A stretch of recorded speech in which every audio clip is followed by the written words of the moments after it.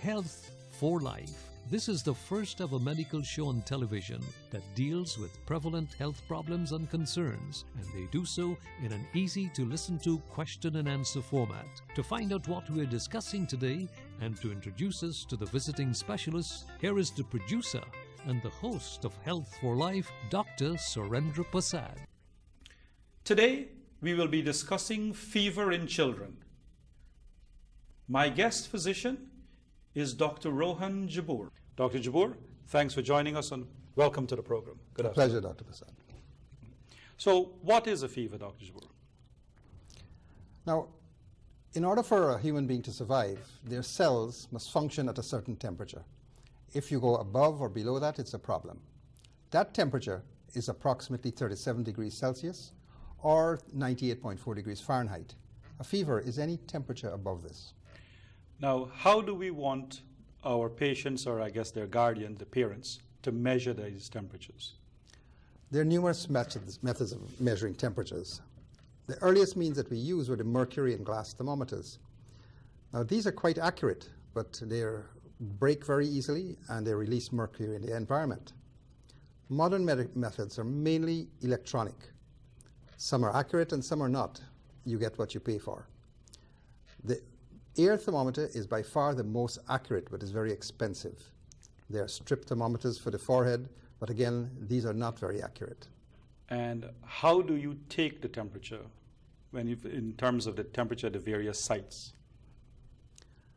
You can take temperatures from various areas. The simplest and most accessible is the ear canal. The instrument, however, as I said before, is expensive. Other sites are the axillary or armpit. You can take it rectally or you can take it orally.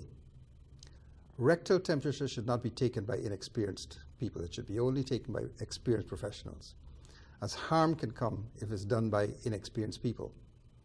The toddler's ear is usually the best source, or you can take it by the axillary route. Axillary is the armpit. The forehead strips are quite reasonable as guidelines, but they're not very accurate. Older cooperative children can use any of these methods. The different routes require different types of thermometers. What are some of the causes of fever? Causes of fever are quite numerous, since a fever is part of the body's response to help the immune system to function. Most times in children, it is used for infections such as bacteria or viruses.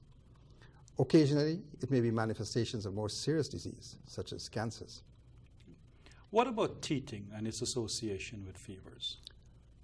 Now, teething is a very interesting topic. Throughout the pediatric world, there's been tremendous discussions at every level as to whether or not whether teething actually causes fever or the role that teething plays with fever.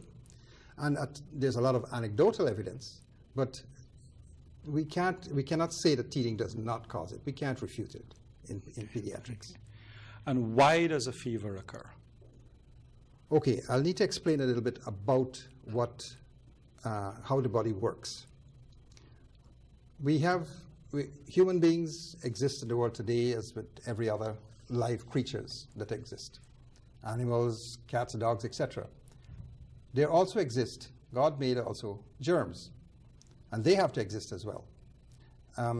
What happens when a germ invades the human body, it has the ability to multiply at a tremendous rate and in sufficient quantities that it will overwhelm the body's defense mechanisms. And if it's severe enough, it will cause death.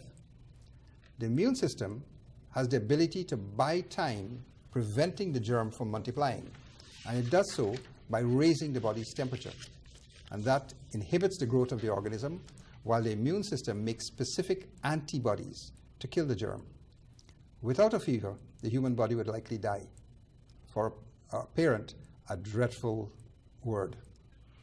Dr. Jabour, I think it's important to emphasize the necessity of a fever.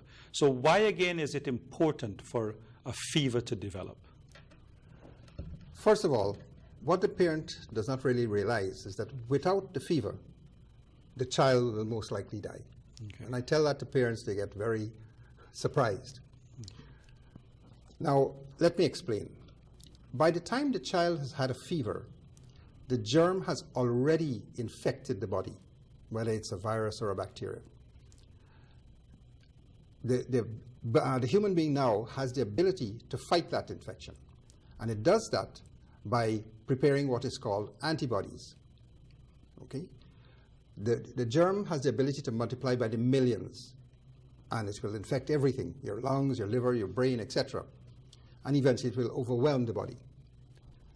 What we do now, what the body does now, on the other hand, it has a system for defending itself against all these organisms. And what it does, it has the ability to make proteins that are called antibodies. Now, it also has the ability to identify the organism, and that specific organism. And then it has the ability to make a protein which will then go and destroy that germ, whatever it is. Now that takes time. It takes a few days.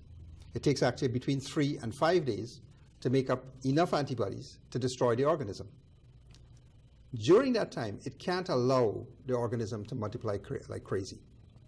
And what we found out is that if you raise the human body temperature by 1 degree, the multiplication rate drops by half.